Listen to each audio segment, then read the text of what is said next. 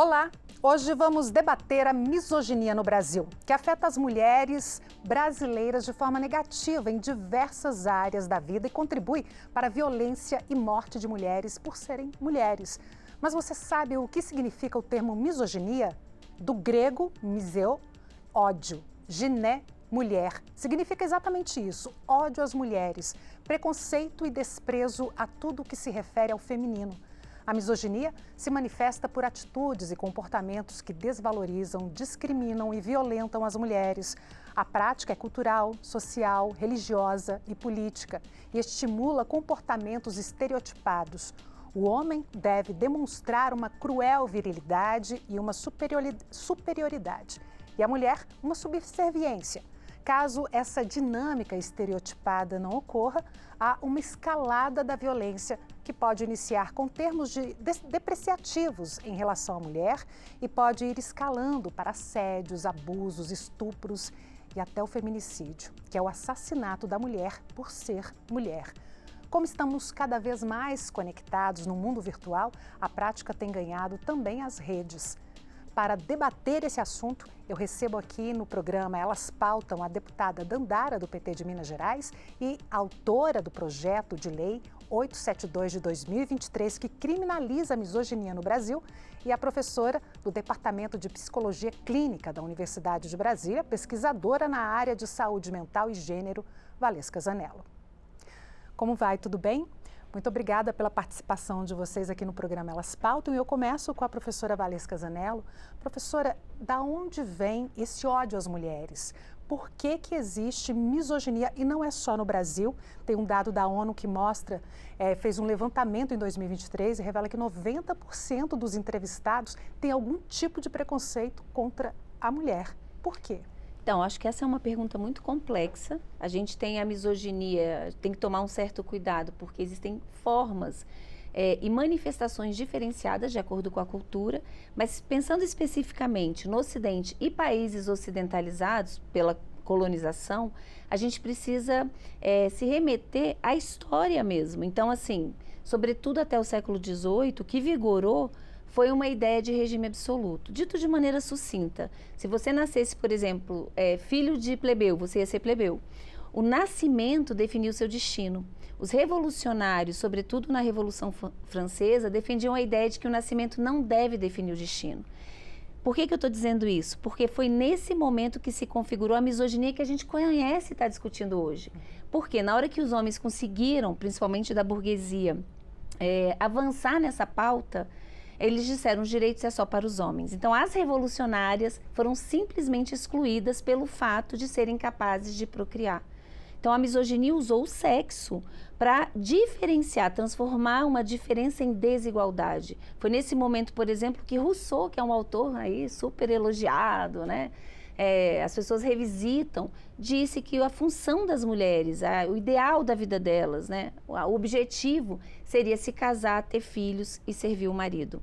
Então, foi através da luta dessas mulheres que foram excluídas e que começaram a dizer a igualdade não é só para os homens, é também para as mulheres, que a gente teve avanços e é o movimento feminista. Uhum.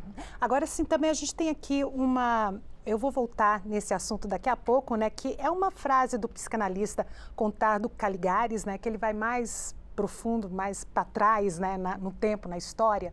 E daqui a pouquinho a gente volta, mas eu quero falar aqui com a deputada Dandara a respeito de criminalizar a misoginia no Brasil hoje. Existe uma lei no Brasil hoje que tipifica, né, e criminaliza, coloca penas para essa prática? Não existe a lei, existe hoje o projeto de iniciativa legislativa que veio tanto da iniciativa popular, liderada pela professora Valesca, como do nosso mandato. Perceba que nós estamos em pleno século XXI e os direitos das mulheres ainda estão aquém do que a gente precisa. Com muita luta, o racismo é crime, a LGBTfobia é crime, mas o ódio e a discriminação à mulher ainda não é tipificado como crime. O nosso projeto, ele visa criar uma pena de 1 a 2 anos e, se for em ambiente virtual, nas redes sociais, de 2 a 5 anos de prisão, acrescidos também de multa. Inclusive, a gente tem essa questão misoginia na internet, né, ela dá ela escala essa questão da violência muito mais do que no mundo real, porque isso ganha o mundo inteiro, né? Então a gente tem aqui uns dados que eu gostaria de passar, esses dados. Vamos lá, ó. Discurso misógino no YouTube no Brasil de 2018 a 2024. A fonte é o NetLab da Universidade Federal do Rio de Janeiro e do Ministério das Mulheres. Foi uma pesquisa feita, né, e que mostra como é que é o discurso misógino no YouTube no Brasil. Essa pesquisa foi divulgada em dezembro passado e lá diz que 76 mil vídeos, foram analisados 76 mil vídeos, em mais de 7 mil canais, mais de 4 bilhões de visualizações e 23 milhões de comentários. Aí a gente passa para a próxima lâmina, vamos lá, e vamos ver os dados da pesquisa, né?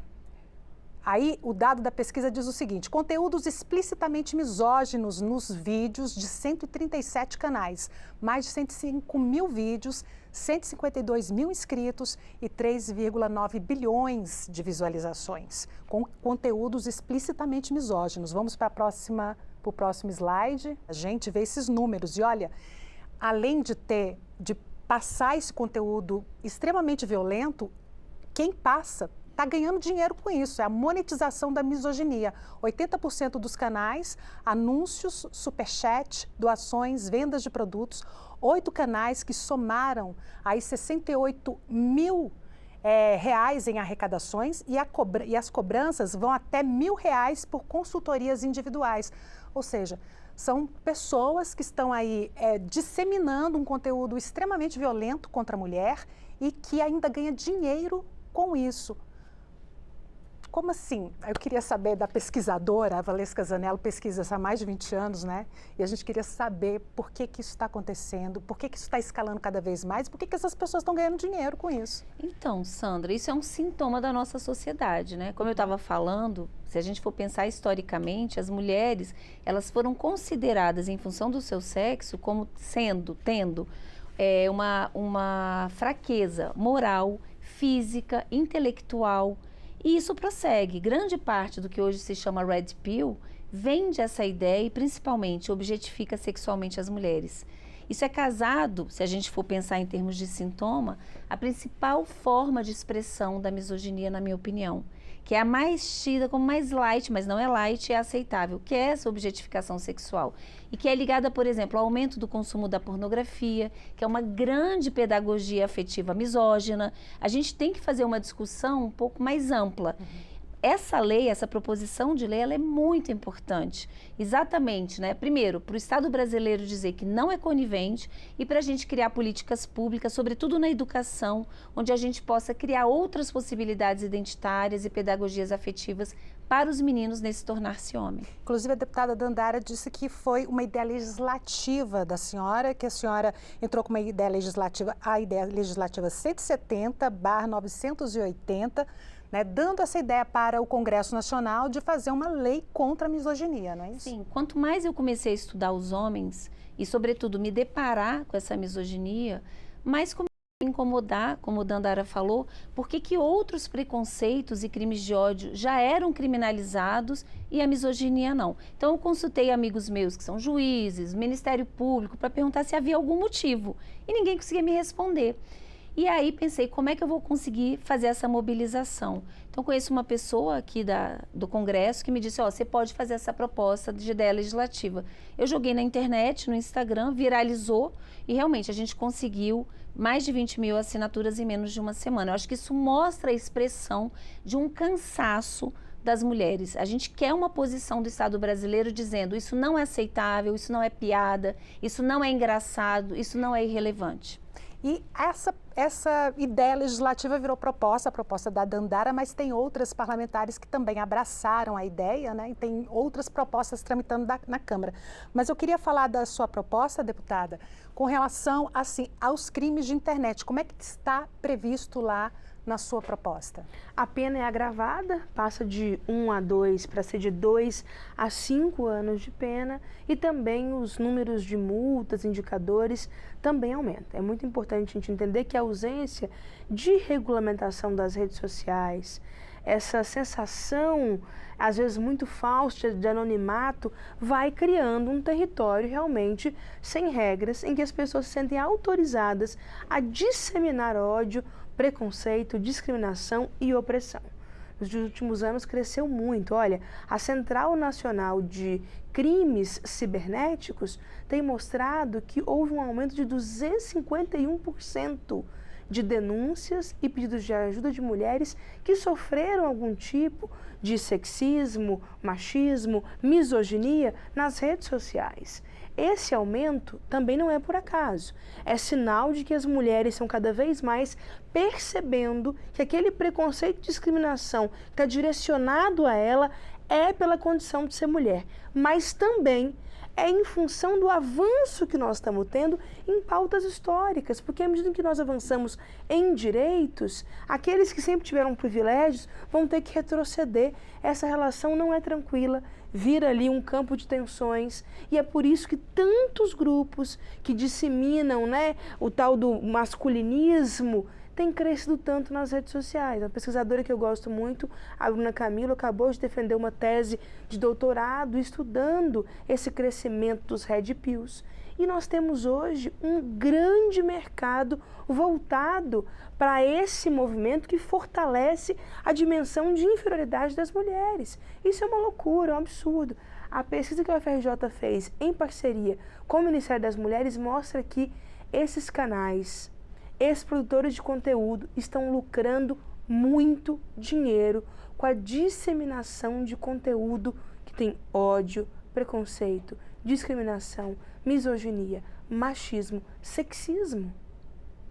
Deixa eu só Claro, fazer um deputada, comentário, que eu acho que a professora Dandara foi, assim, maravilhosa. Então, a lei, ela tem um caráter punitivista, mas não é só isso. Tem um caráter pedagógico. Da mesma maneira que a criminalização do racismo, pessoas não se sentem à vontade de falarem coisas racistas. Assim, elas têm que se pensar, tem consequências. Mas isso vem casado com a necessidade de ter uma mudança cultural. Então, a gente também tem que pensar em outras formas de intervenção, como a educação. A educação é fundamental, senão daqui a 20 anos a gente vai estar discutindo o mesmo tema, né? Então, o combate às violências múltiplas contra as mulheres tem que ter várias esferas, várias vias. Eu acho que a lei é uma delas, essa criminalização, mas ampliar, para que o combate à misoginia venha de muitos pontos aí diferentes. Professora, é interessante a senhora falar isso com relação à educação, né? Eu tenho aqui uma fala do Contardo Caligares, ele que é um psicanalista, né? Já não está mais entre nós. Diz o seguinte, né? Que essa questão dessa discriminação contra as mulheres, esse ódio à mulher, ele está nos nossos textos inaugurais da nossa cultura. Sim. Né? Então ele cita a Bíblia com a Eva que falava com o diabo, ou a própria Pandora, né, que trouxe uma caixa cheia de males para o mundo, né?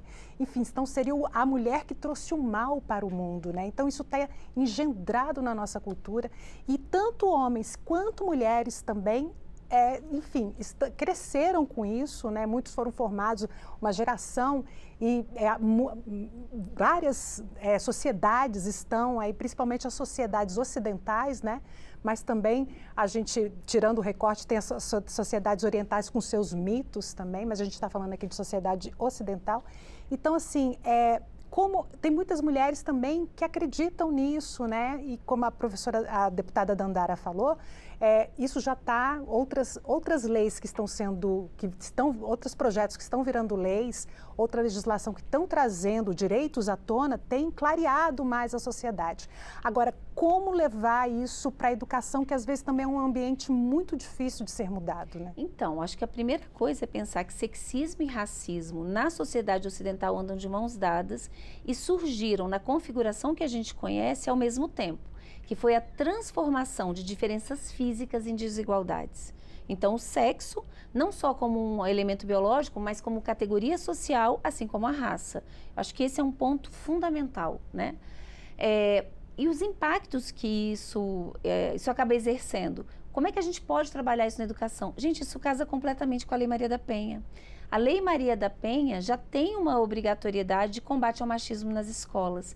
O que a gente precisa, talvez, pensar é que não seja simplesmente uma pauta de governos locais, mas que a gente tenha uma coordenação do governo federal, né, de uma política que incentive o combate ao machismo e à misoginia nas escolas. E a gente precisa pensar também, em relação à sua pergunta, que a misoginia, como elemento organizador dessa cultura, assim como o racismo, vai participar da socialização de homens e mulheres, mas os efeitos são diferentes. Muito obviamente é bem pior para as mulheres. Se os homens aprendem, né, a subjugar e a oprimir, eles têm muitos privilégios e ganhos nessa posição, e as mulheres no máximo conseguem aquilo que eu chamo de empoderamento colonizado, que muitas vezes vem por vestir a feminilidade, um ideal estético, mas assim, não alcançam os lugares de poder, não alcançam os grandes lugares de decisão nas empresas, a gente não tem liberdade na esfera pública, porque a gente sofre assédio em todo que é lugar, né? E também somos, principalmente meninas, estupradas e mortas, né? Mulheres aí por ex-companheiros dentro de casa.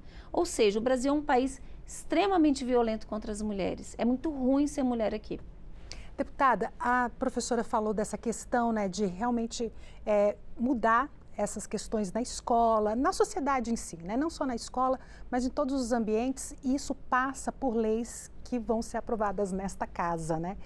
E a gente tem aí uma bancada de apenas 91 mulheres. Já é um avanço, porque a gente nunca teve tantas mulheres aqui na Câmara dos Deputados, mas passa por isso também, passa por uma politização, né, dessas mulheres, que as mulheres realmente tomem esse lugar para poder fazer as mudanças, não é isso, deputada? A ausência das mulheres na política é um grande retrato de como a misoginia se estrutura no nosso país. Essa ideia de que a mulher não é boa para ocupar uma função pública, um cargo de direção, de chefia, de liderança, ela é estruturada pela misoginia, que é o ódio e o preconceito contra a mulher. Então, você depreciar a mulher, assédio, importunação, violência, todos essas opressões que as mulheres vivem, têm como raiz central, origem, a misoginia. Combater a misoginia é também fortalecer as mulheres na política.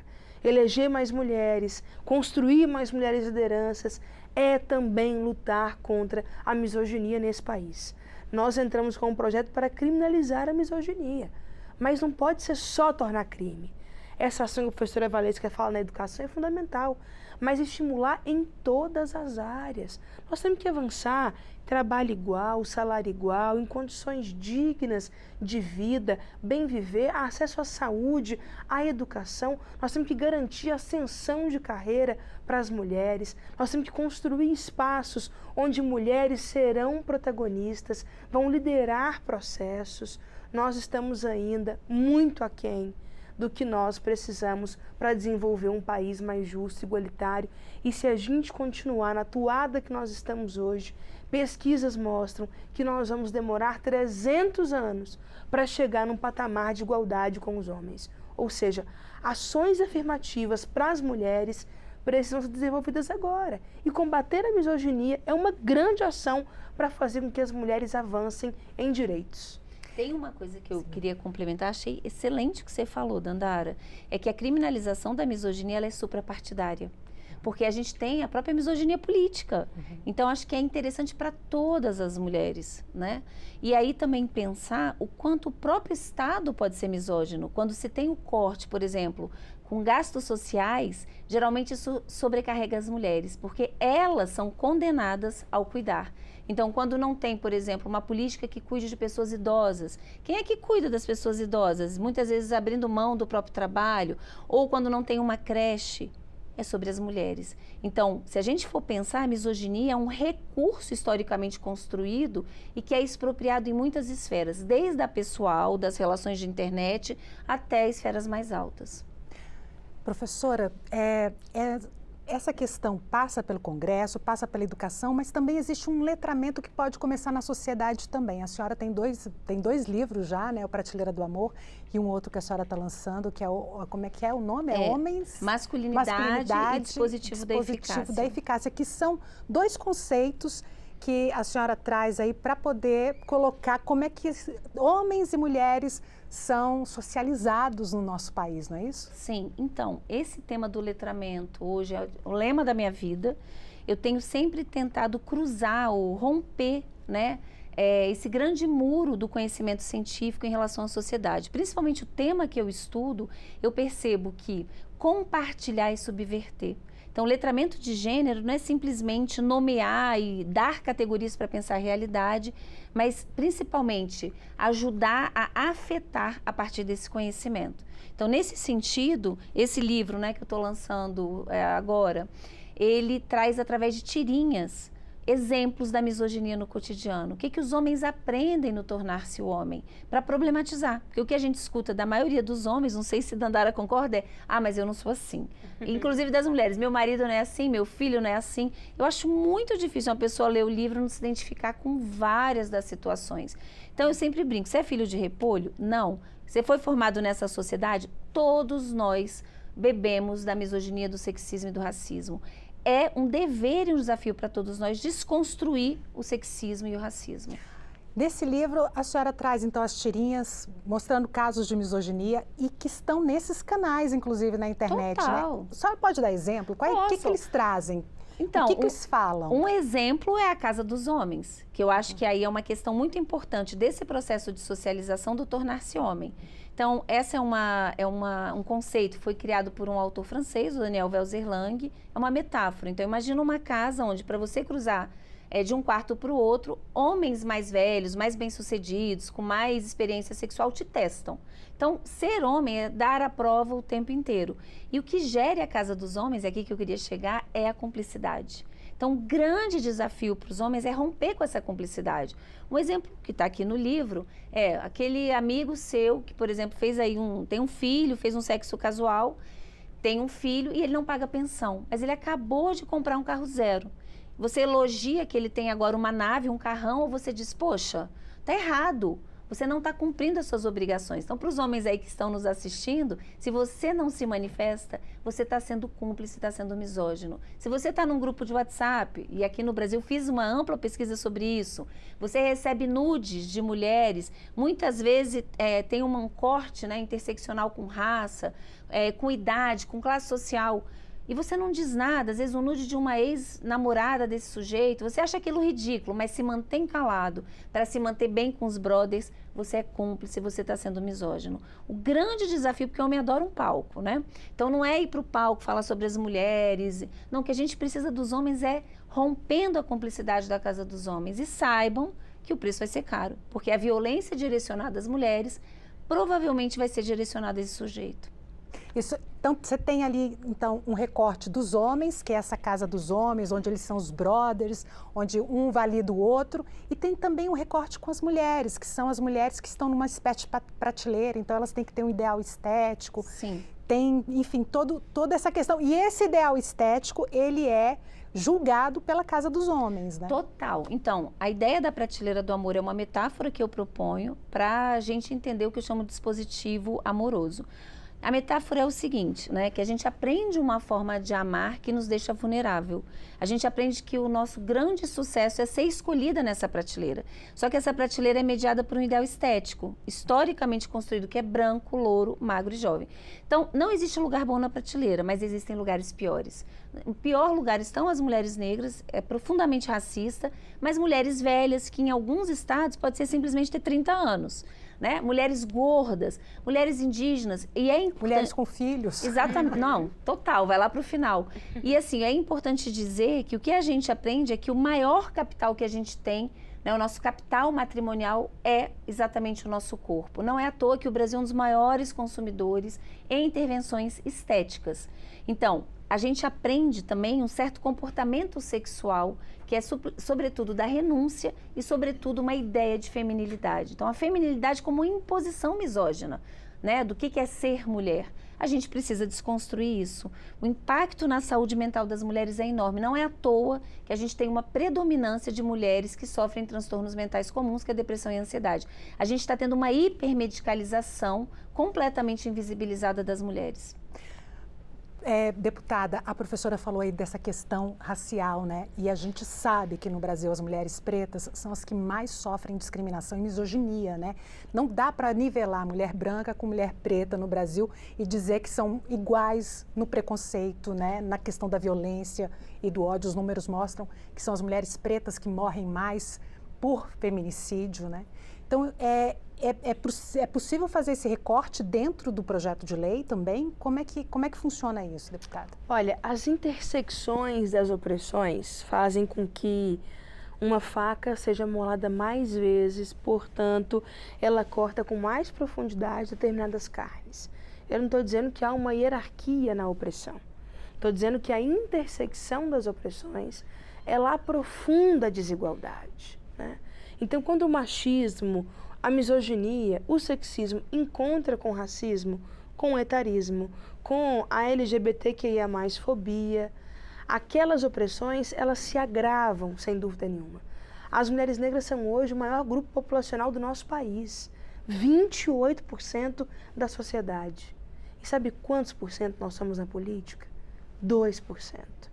Sabe quantos por cento nos altos postos de chefia, lideranças de empresas? Menos de 1%. Não dá para a gente achar normal ou natural.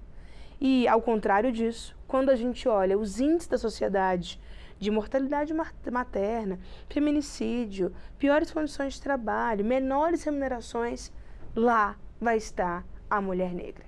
Então, sem dúvida nenhuma, todo o recorte que a gente puder fazer para fortalecer essa luta de igualdade de oportunidades, tratamento, condições de vidas dignas para as mulheres negras é fundamental. Deixa eu só complementar, porque eu acho que é super importante isso que Dandara trouxe, e é importante a gente pensar que não é bem um contínuo de intensidade da misoginia, mas uma configuração qualitativa específica, diversificada. Então, a gente fez pesquisa, por exemplo, sobre xingamentos, racializando o alvo e pensando um racismo gendrado ou um sexismo racializado.